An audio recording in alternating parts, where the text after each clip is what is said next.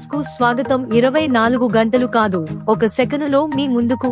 మాజీ ముఖ్యమంత్రి కొణిజేటి రోసయ్య వర్ధంతి కార్యక్రమంలో ఆర్యవైశ్య కార్పొరేషన్ చైర్మన్ కల్వ సుజాత మాట్లాడుతూ, తెలంగాణలో కీర్తిశేషులు రోసయ్య విగ్రహాన్ని ఏర్పాటు చేయాలని సీఎం రేవంత్ రెడ్డికి విజ్ఞప్తి చేశారు.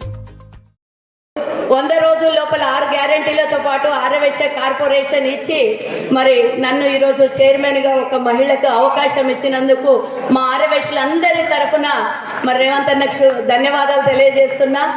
అలాగే మరి రేవంత్ రోసయ్య గారికి మరి ఒక విగ్రహాన్ని కూడా తెలంగాణలో, అంటే ఆయన ఏ కులానికి కూడా సంబంధించి కాదు, 2 రాష్ట్రాల్లో మరి ఆయనను గుర్తుపట్టినటువంటి వ్యక్తి లేరు. 16 సార్లు బడ్జెట్ ప్రవేశపెట్టినటువంటి ప్రపంచ రికార్డు సాధించినటువంటి వ్యక్తి.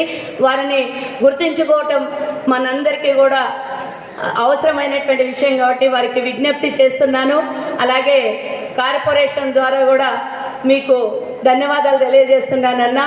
మరి రోసయ్య గారు గవర్నర్గా, మన ఆంధ్రప్రదేశ్కి ముఖ్యమంత్రిగా, ఆర్థిక శాఖ మంత్రిగా, ఎమ్మెల్సీగా, ఎంపీగా అన్ని పదవుల్ని చేశారు. అలాంటి అన్ని పదవులు చేసిన వాళ్ళు అరుదుగా ఉంటారు.